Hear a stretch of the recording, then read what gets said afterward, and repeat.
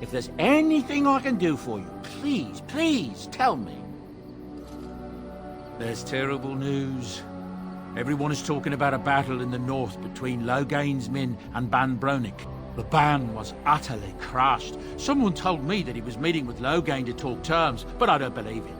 Surely Loghain would never attack someone attempting to parley. That's what I've heard on the road, anyhow.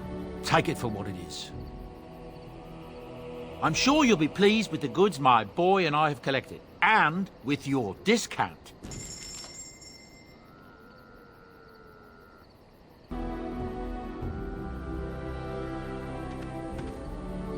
Enchantment?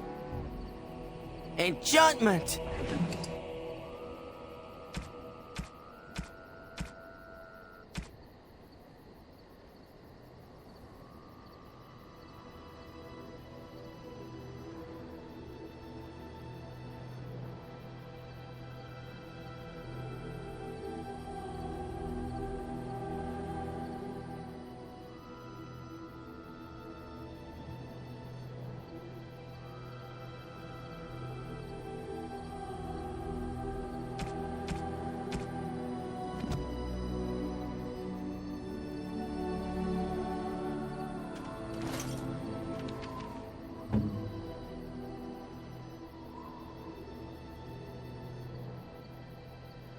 Most kind.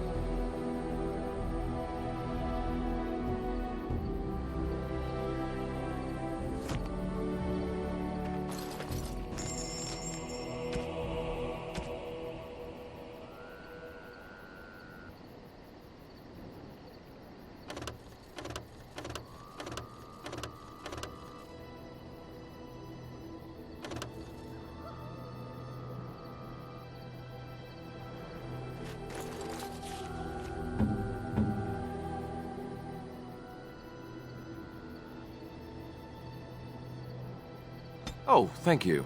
That's very nice.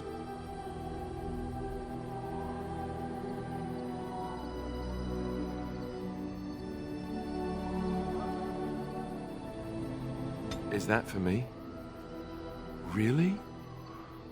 Wow! Wow! Is that for me? Really? Wow! Wow!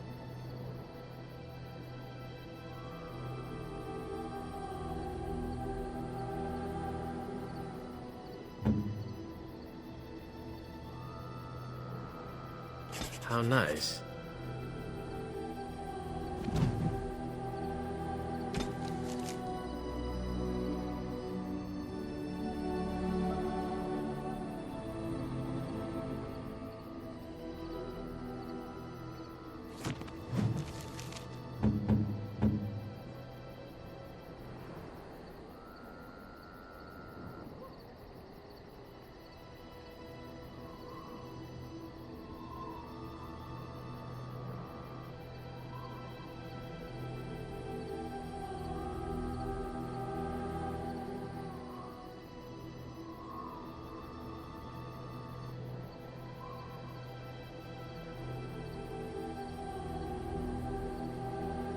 How nice.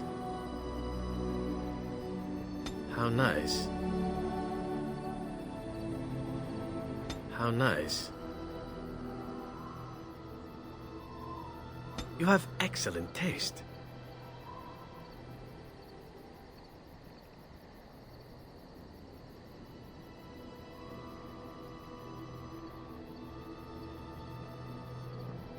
How nice.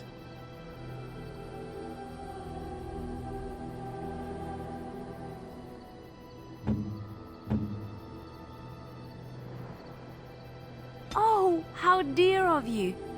Thank you so much. Oh, how dear of you. Thank you so much.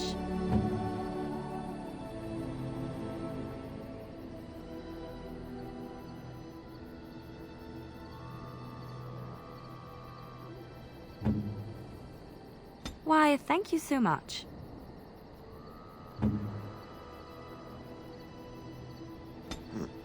I'm to keep this, am I? Fine.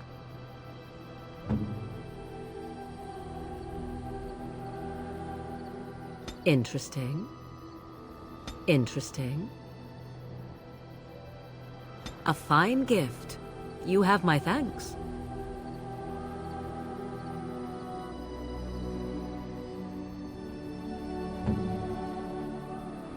It'll do, sure. That looks fine indeed.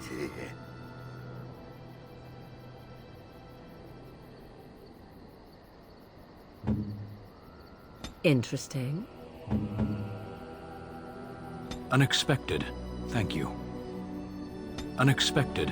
Thank you.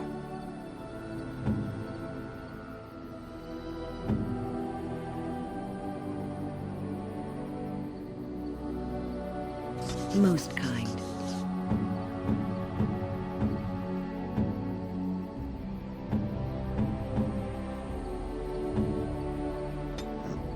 I'm to keep it.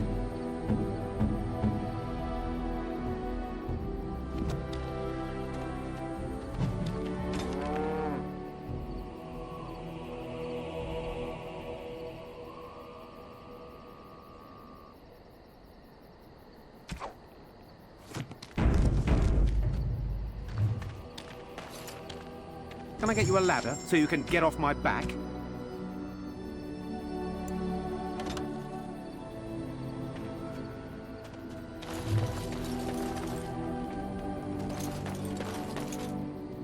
It speaks.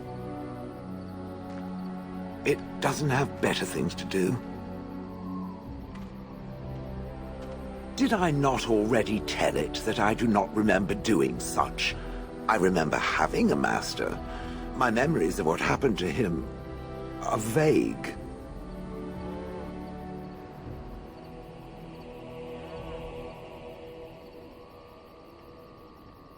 Clever and true. Oh, very well. Let me see what I can recall. My former master enjoyed experimenting upon me. I remember that much. There was tinkering with spells, and then the crystals. He was very eager to alter my function, I think.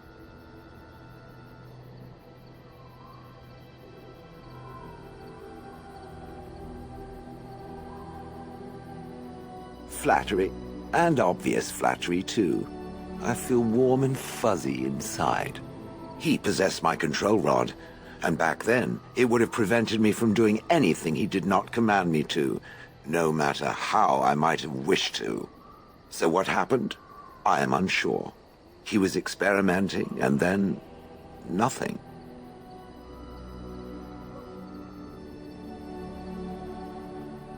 And then he was gone.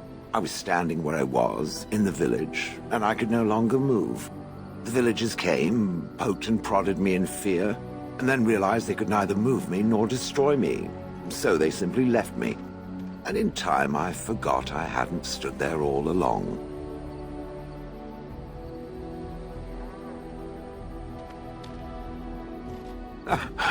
In fact, at first, I found it more of a relief.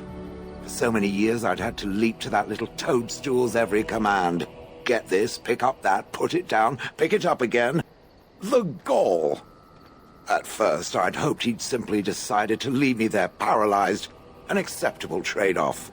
After years passed, I simply stopped caring.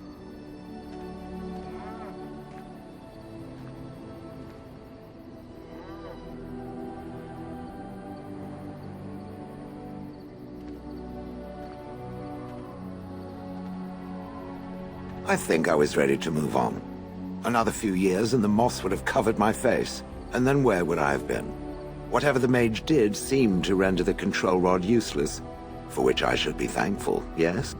And provided it doesn't decide to copy his experiments, not that I would allow it, it has nothing to fear from me. Much.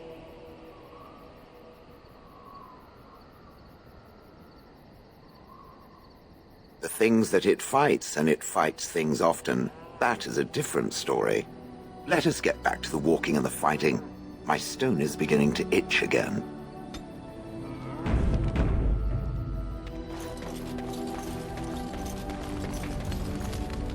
Something on your mind? Of course.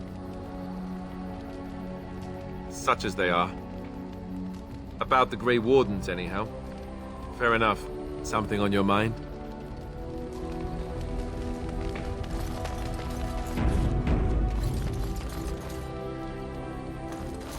Your dog is filthy. I can smell him 50 yards off.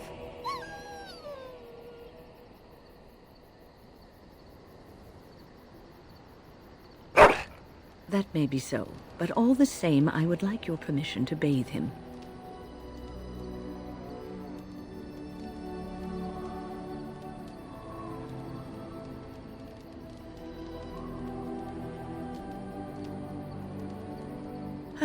I suppose that's true. Just make him sleep over on the other side of the camp, with Alistair. With any luck, that will keep all the stench confined to one small area.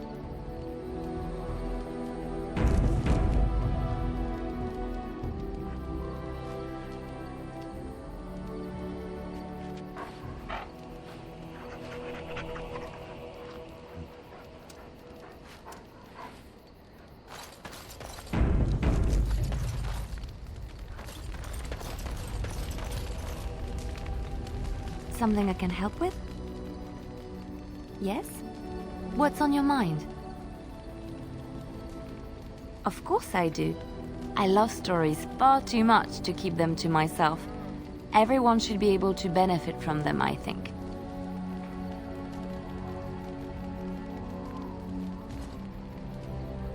Which one?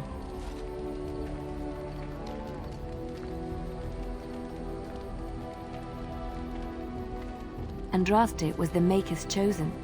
The Maker had long since abandoned the world when the sound of her singing turned his ear. Beauty, grace, and wisdom enraptured him, and he offered to take her from this flawed world to become his divine bride. But Andraste had an earthly husband and would not forsake him. Instead, she beseeched the Maker to return to his people once more. So earnest was her plea that the Maker was moved, and promised that he would create a paradise on earth if all abandoned their false gods and turned once more to him. And this is why Andraste began her exalted march on the idolaters of the Tevinter Imperium. The Maker granted her his powers with which to smite her enemies. Andraste brought the Imperium to its knees, and her victories converted many to the worship of the Maker.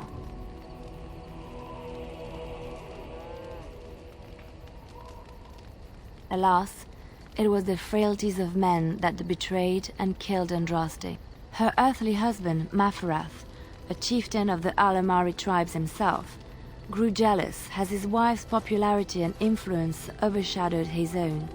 She was also revered as the Maker's betrothed, and Maferath began to see their own bond waning in significance as Andraste became ever more devoted to the Maker. Out of envy and spite, Maferath made a pact with the Archon Hysarian of Tevinter, allowing his beloved Andraste to be ambushed and captured. Andraste was burned at the stake in Minrathous, the capital of Tevinter.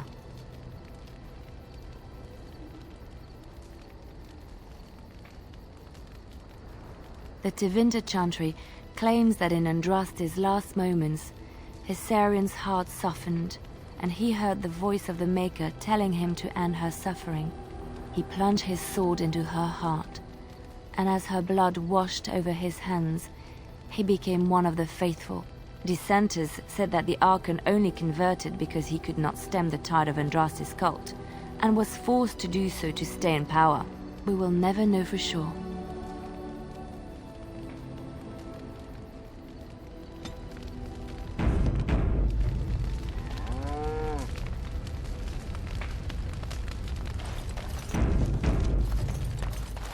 I've a question, if I may.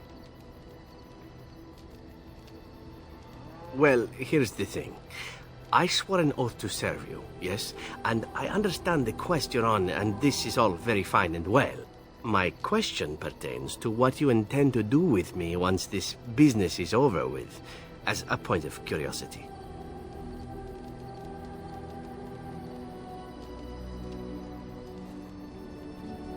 Could I? And what if I didn't wish to leave?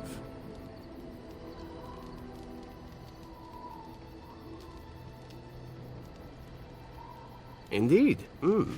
I might even be glad to call myself such, come to think of it. It is good to know what my options might be, but that is for another time. For now, we have much to do, yes? What say you?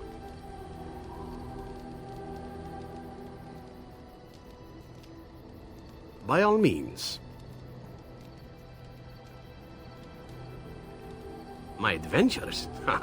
I'm hardly an old man just returned from across the ocean, am I?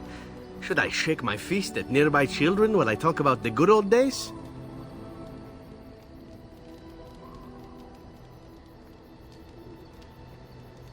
Falling down a flight of stairs is an adventure. Falling into someone's bed, also an adventure. I am assuming what you're looking for are professional anecdotes. Let's see, my second mission ever for the Crows was a bit intriguing. I was sent to kill a mage who had been meddling in politics.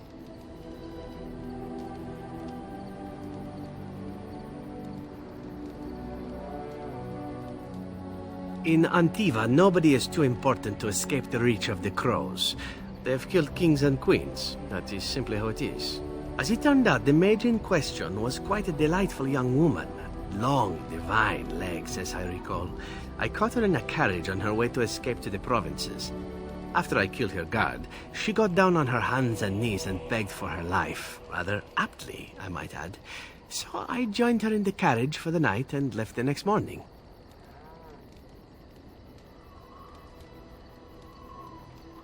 Well, yes, twice, actually. Then she decided to try and use me instead. The woman had actually convinced me to speak to the Crows on her behalf. What can I say? I was young and foolish at the time. Then, as I was kissing her goodbye to return to Antiva City, she slipped on the threshold and fell backwards out of the carriage. Broke her neck. Shame, really, but at least it happened quickly.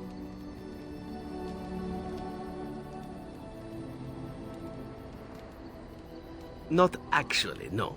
I was a bit unimpressed by the development at first. Then I found out that she had told the driver to take her to Janellen instead. She had planned to lose me in the provinces. I would have looked very foolish to the Crows. As it was, my master was very impressed that I had done such a fine job of making it look like an accident. The Circle of Magi was unaware of foul play, and everyone was happier all around. I got stupid, in fact, and very lucky. It was after that when I learned that one needn't let a pretty face go to your head. Professionalism was key. That's my moral of the day, you see.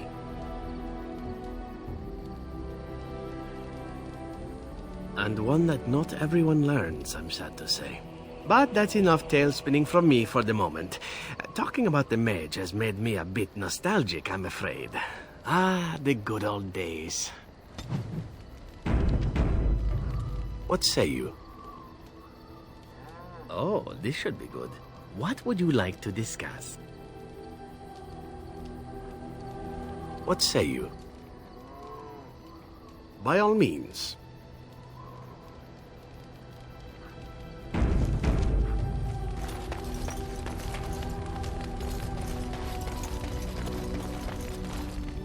I got a moment, sure.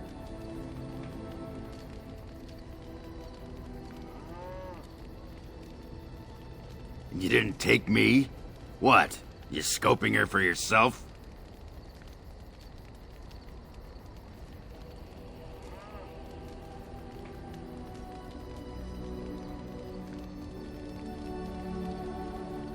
Safe? What kind of women do you think I... well, Branka did try to trap us in the deep roads. I see your point.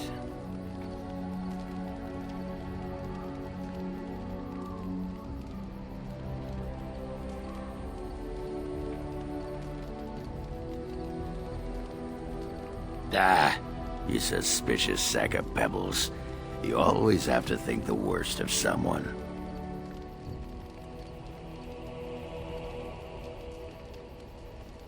Ah, you whipped out the knife, didn't you? Look, Felsi and me, we didn't leave things on the best of terms. Yeah, she was jealous of Branka.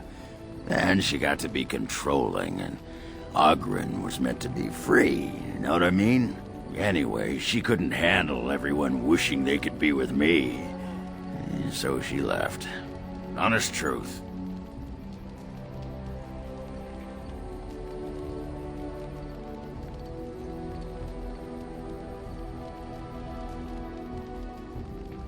Well, you go ahead. Wait, so we're going?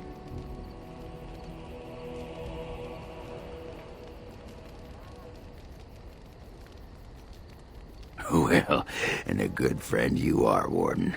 I'll think about you if we ever... no, actually, that would be gross. No, what was it you wanted to say? What about? All right. Aye, all right then.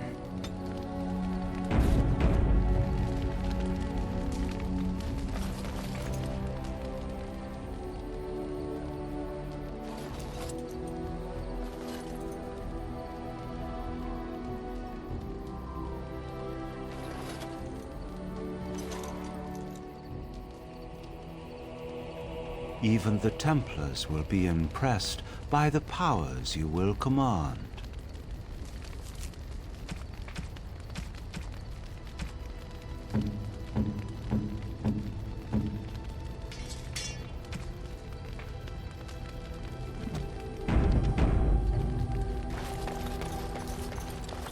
Oh, it's been a long day.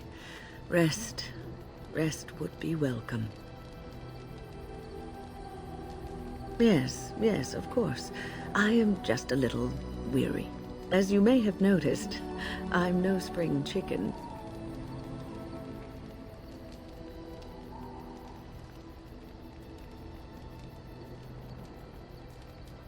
Thank you. You're very kind to say so. But in all honesty, I do not know how many years I have left in me. I have lived for such a long time. But there is always something else to do. And I have to keep going in order to do it. I think I will be glad when I am done.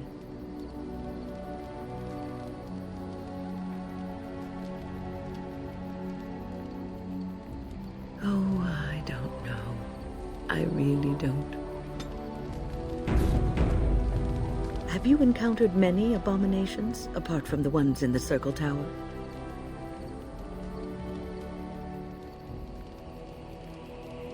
The first time I saw an abomination, my blood turned to ice. It was months before the nightmares stopped.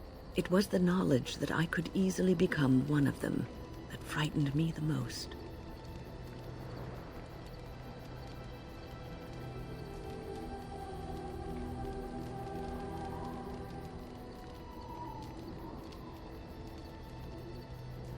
Every mage is vulnerable, no matter how accomplished or powerful.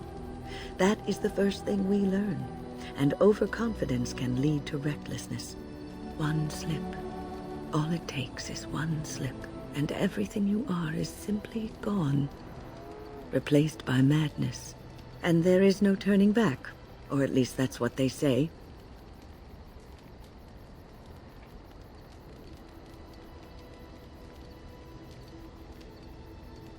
Of late, I have begun to wonder if there is any way an abomination can be cured.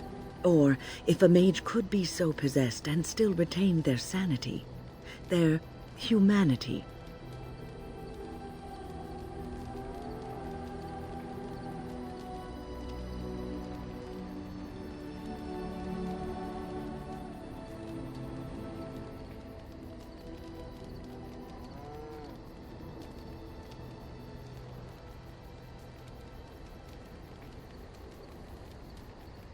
Yes, It is madness and cruelty that define abominations. If those are lacking, if the mage remembers the person they truly are, then they are not an abomination. I never saw that. Thank you for showing me another way of looking at it. So, tell me, how did you become a Grey Warden?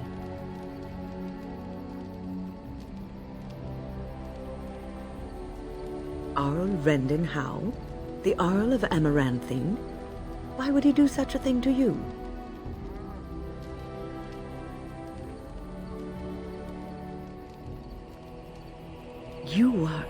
You are the last of the Couslands? I had no idea. My lord?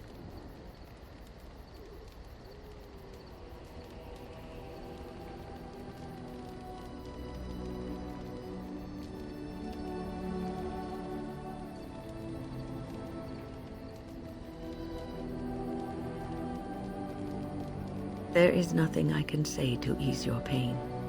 I am sorry. Take heart, dear friend. You survived, even when you were not expected to. We do not know yet what lies in store for you, or the name you carry.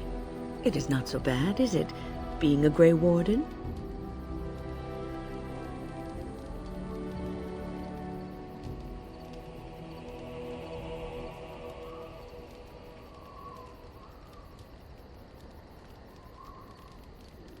Sometimes it gives me comfort to think that everything will end up the way it's supposed to. That it will be all right. You were chosen. You survived the joining when others did not. Perhaps it was meant to be. I must ask, what does being a Grey Warden mean to you?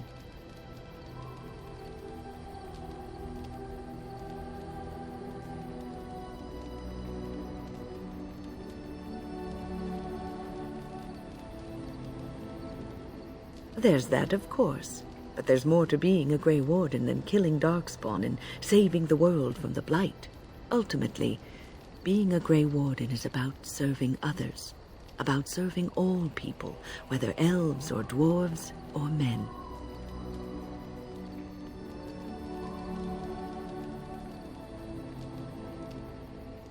As a Grey Warden, you are a guardian of men. And you guard them because their continued existence is more important than you are. Thus it is you who serves, not they.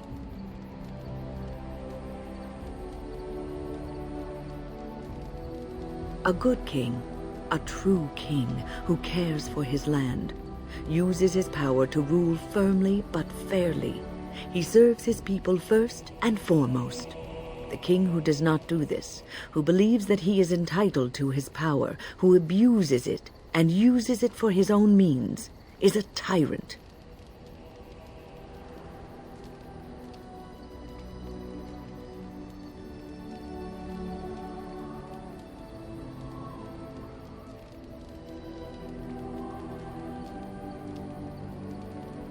If you live apart from others and your actions affect only you, then you may do as you wish.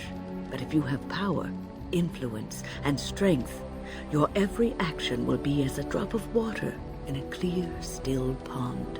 The drop causes ripples, and ripples spread.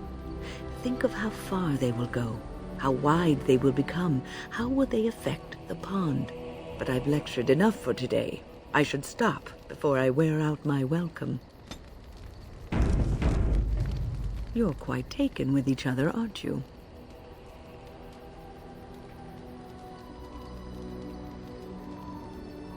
Well, she's hardly discreet. The way she looks at you, it's as though she's completely forgotten there's anything of you above the waist.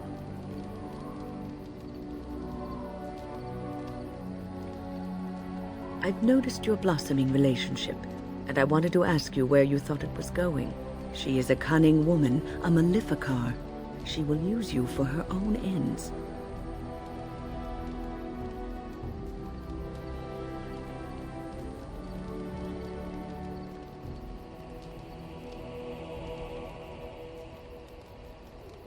I am telling you what I see and what my instincts tell me. And even if the feelings you share are genuine, this affair may not be the best thing for either of you. You are a Grey Warden. You have responsibilities which supersede your personal desires.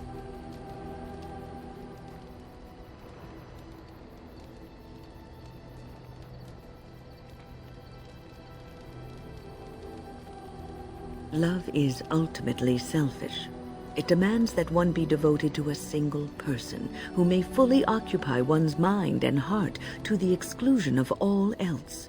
A Grey Warden cannot afford to be selfish. You may be forced to make a choice between saving your love and saving everyone else. And then what would you do?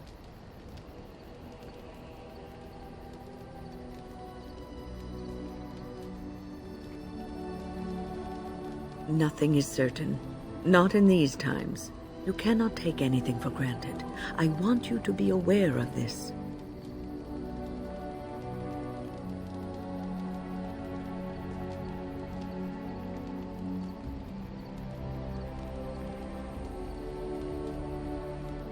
If you insist, I have given my advice. Do with it what you will.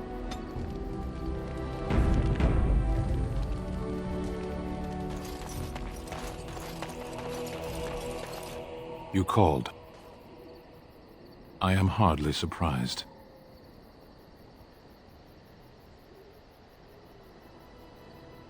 To put it lightly, no one has a place here. Our farmers wish to be merchants. The merchants dream of being nobles, and the nobles become warriors. No one is content to be who they are. Very well. Speak, then.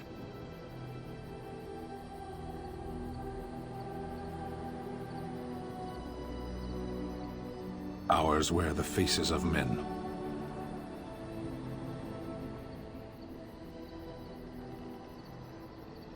No, they do not have the excuse of demons within them. Darkspawn, abominations, plagues, and storms. Men are far more dangerous than these. One moment of betrayal can bring more ruin than an earthquake. You know this.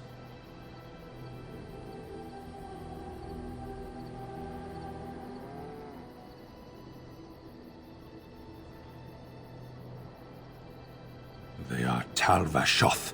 They say they are Grey Ones. True in the knowledge of themselves. They are gaping holes where men used to be. Nothing can fill them.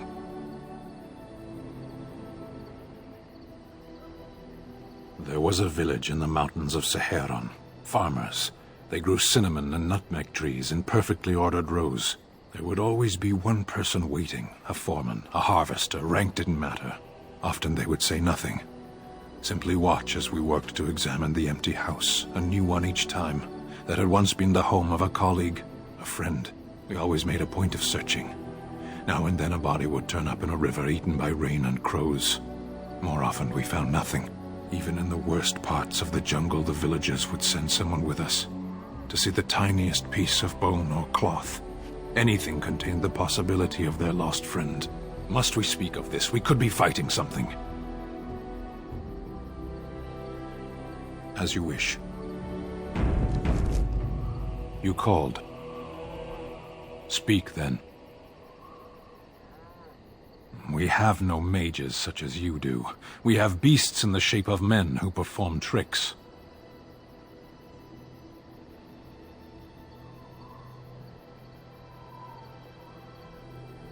Some men act the part of beasts.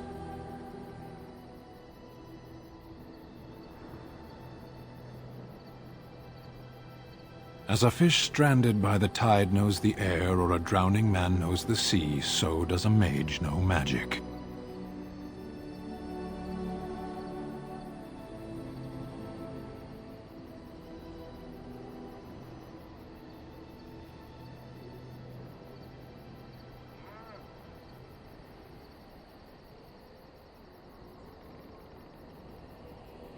Knowledge is one half of wisdom. But there are many things that can only be known too late. Ashera, are we going to fight the Darkspawn or chatter until they grow bored and leave? As you wish. You called. Speak, then. Isn't it the nature of a wound to bleed? I have no more answers than you. Why do we fight the Darkspawn? Why do the Darkspawn fight us? Now and then. Do the reasons matter? It makes little difference to those they fight. Tell me then, why do you fight?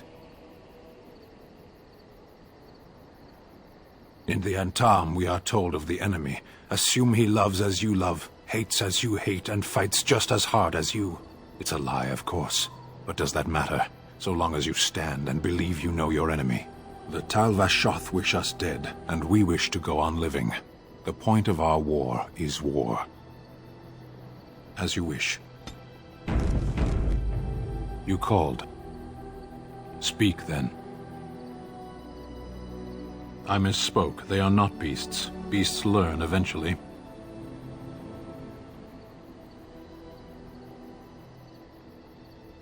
Mages? Is there some reason you insist upon discussing this? I applaud your attempt to pursue knowledge, irritating as it may be.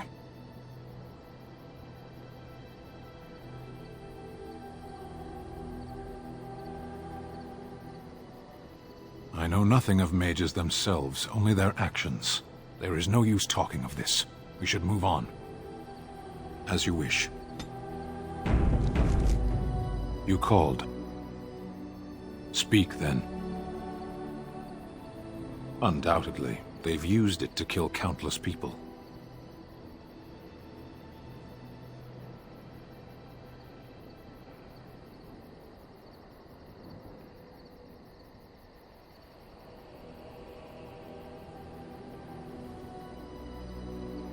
No, but they don't care what I think.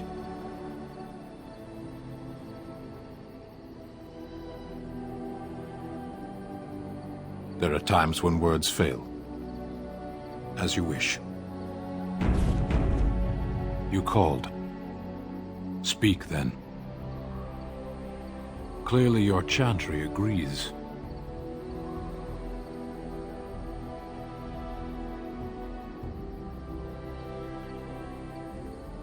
As do the Qunari. We simply treat it as it deserves.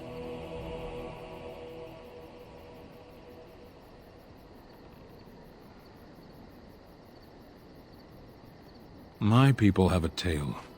An Ashkari walked among the fields once, observing the laborers at work. Flax bloomed all around him, the color of still water. The air rippled like a curtain. As he stopped to examine a blossom, a bee stung him on the hand. The Ashkari turned to a laborer for aid and noticed for the first time the heavy gloves and coat she wore. As she tended to him, the Ashkari asked them why she was dressed so in such stifling heat. "To avoid your fate," she replied. "But there are many thousands of bees here," the Ashkari said to her, "and only one stung me. Surely your caution is unwarranted." "The stinger is always a surprise," agreed the laborer. "But so is the bee that simply passes one by."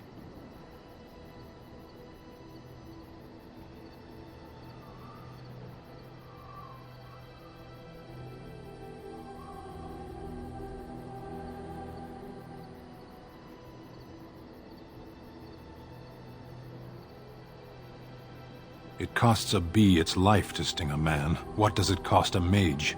We should not linger here. As you wish.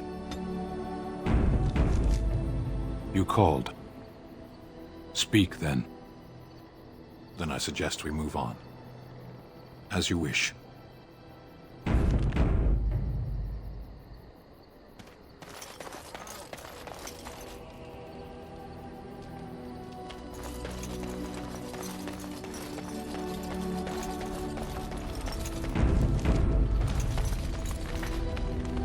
I have a thought.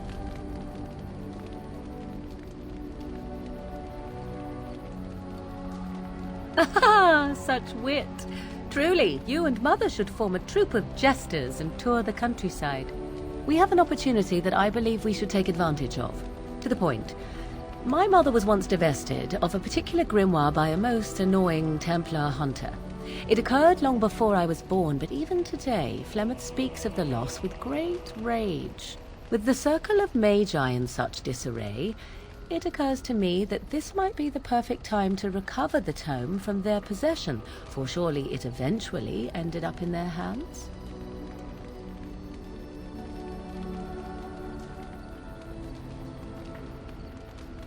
Here's a book of spells, of the sort that Flemeth has dabbled with throughout her long life. 'Tis not the sort of thing that would benefit a mage of the standard variety. They were taught a different path. I, however, was taught by my mother. I know a way around the wards my mother would have placed on such a tome. I know the language that she would have written it in. I would find such a tome most useful.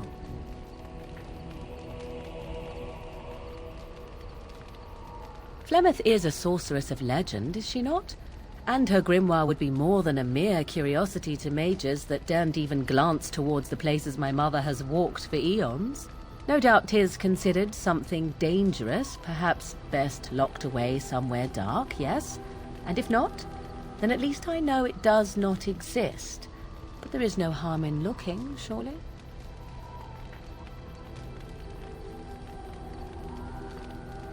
It did not occur to me when we were still in the Mage Tower. I wish it had. Truly, Mother has assumed for a long time that the tome was lost forever. I only remembered it now after thinking what treasures might be found in the Circle of Magi's Tower now in its condition.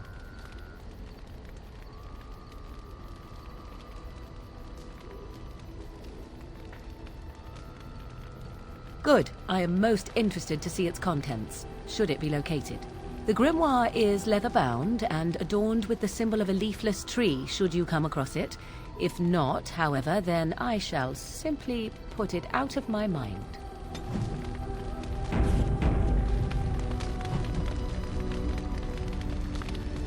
I have something for you.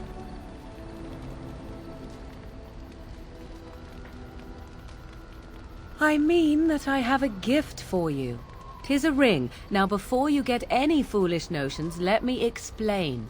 Flemeth once gave me the ring because it allowed her to find me no matter where I went, in case I was ever captured by hunters. I disabled its power as soon as we left the wilds. Recently, however, I thought to change it. Now, I will be able to find whoever wears it instead.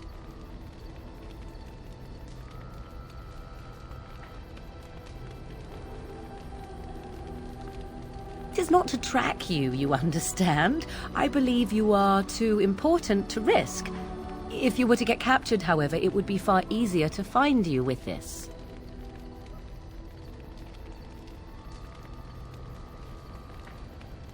Flemeth used to say that 'twas a link between us, one that I presumed worked both ways. I never tested it, but I doubt she would have lied over such a thing, so it would mean I am linked to you as much as you to I.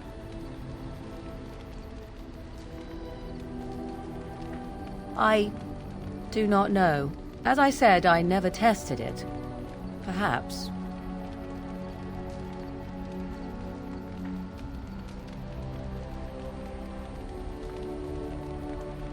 You are welcome. Perhaps it will be useful someday.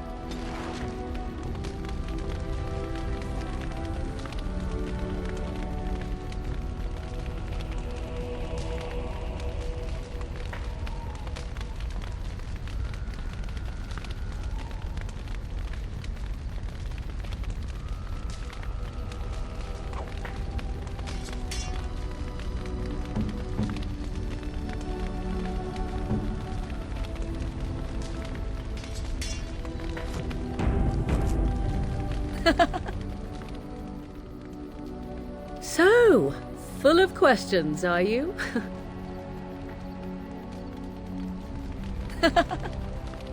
We are in camp, so 'tis as good a time as any.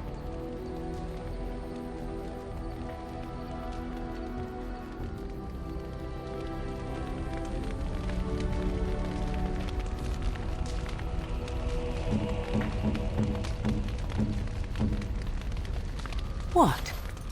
You found Flemeth's grimoire? But when I spoke of it to you, I did not truly hope... This is a most fortuitous event. You have my thanks. I will begin study of the tome immediately.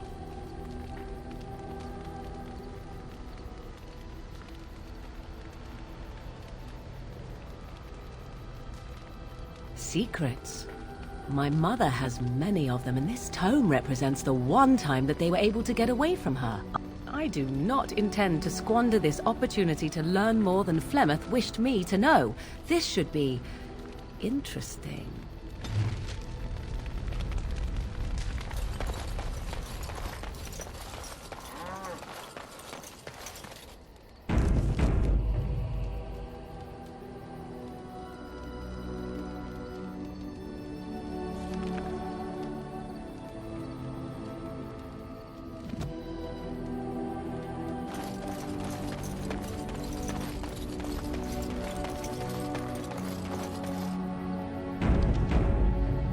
Better than later.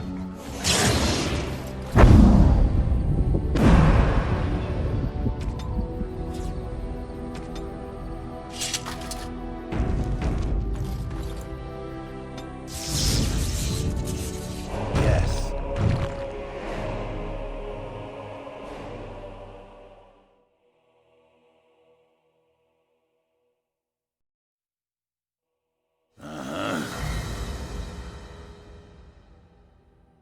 Indeed.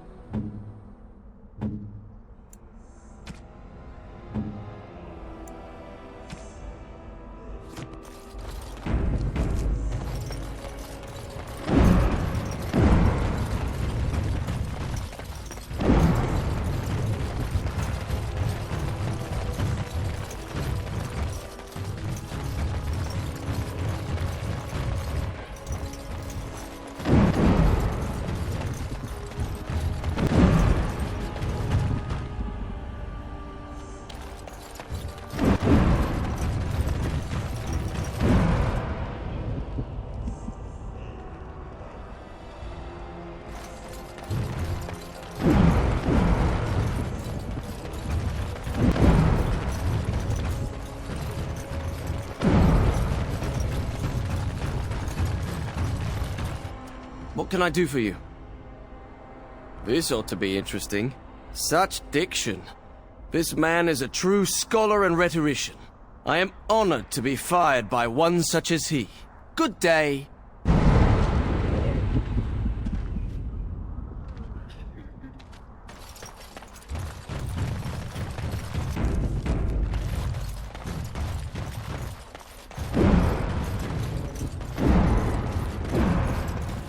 Get on it.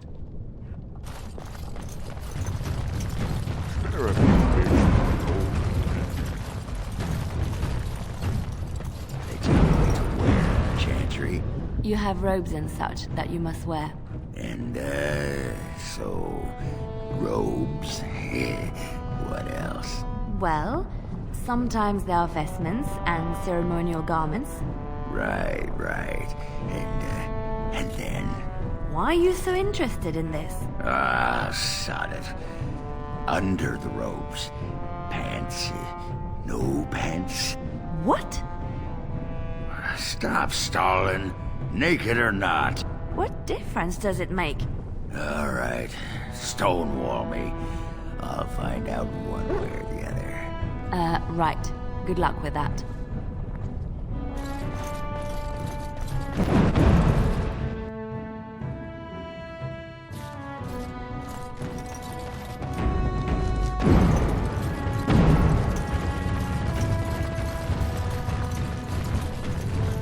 Hello, how can I... It's you! And it's been, well, quite a while. Enough time to get to the circle and back, I hope. Oh, please tell me what they said. Ancestors, bless you! I can't believe it! There hasn't even been a dwarven observer in the circle since Urelden in the 13th century! I need to pack. No, my parents would get suspicious. I need to go. Is there anything I should bring? Books? Tuition?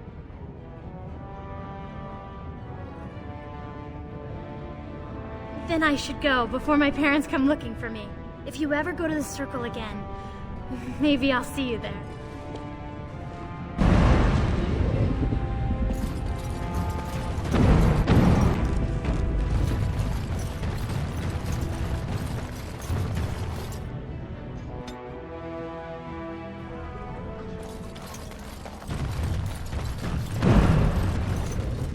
Well, if it isn't my new best friend. You make it to the tower yet? Excellent.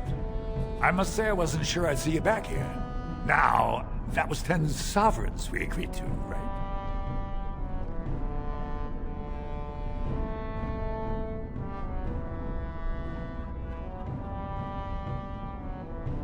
Now, that seems pretty steep. I can't believe I'd offer that much. But I do appreciate what you did. I'm gonna give you 25, and let's call it even.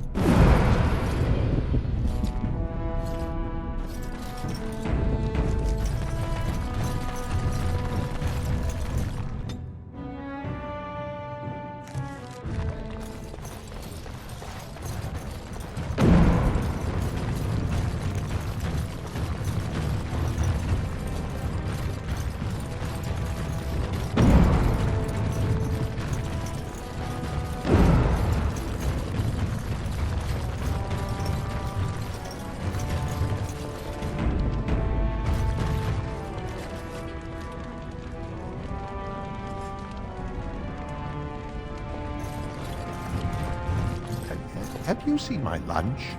It is a piece of lichen bread with a spread of old cheese and shredded dried meat. I'm only asking because you never know who's going to get hungry. Right. Best in the trade, you know. I work the ore myself.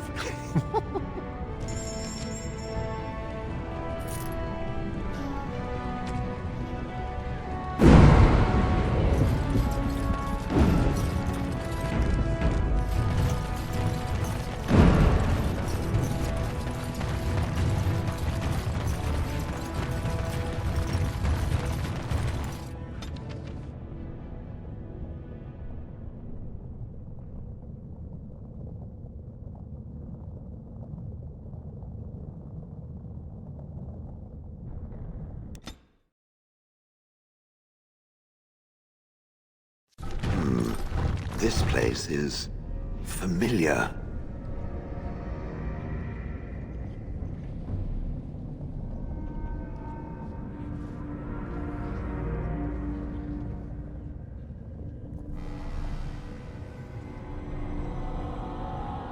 I am not certain. There is a place, a cavern that is not far from here. I know where it is. I remember.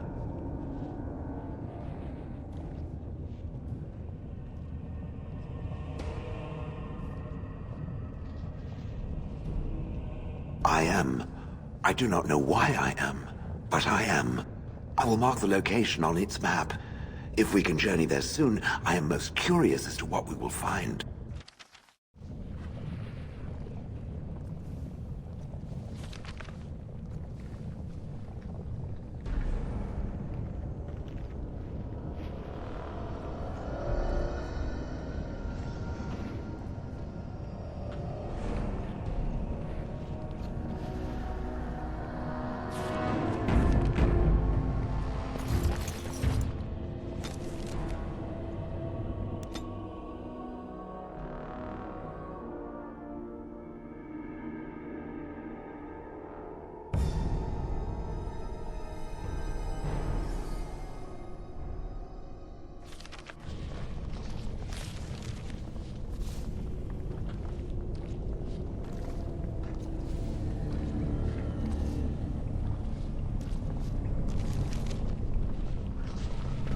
Why are you heading back to the city?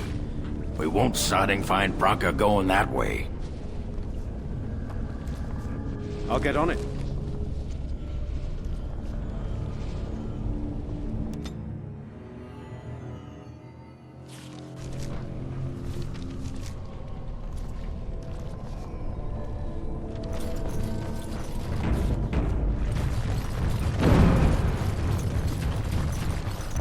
So I am led to understand that the sister is a follower of this Maker. Am I the sister? Oh, that's so cute. It's like you're my big brother. Or sister. Or whatever. I am a creature of stone. I rather doubt that we would be related in any shape or form. Oh, I didn't mean literally. Don't you think that people can be related in spirit? I notice that humans tend to believe in a great number of things that are not true, even when given evidence to the contrary. Believing in things when there is no proof is what faith is all about, Shale. Believing in things when there is no proof is what gullibility is all about. So I am gullible now. I take it we are no longer sisters in spirit.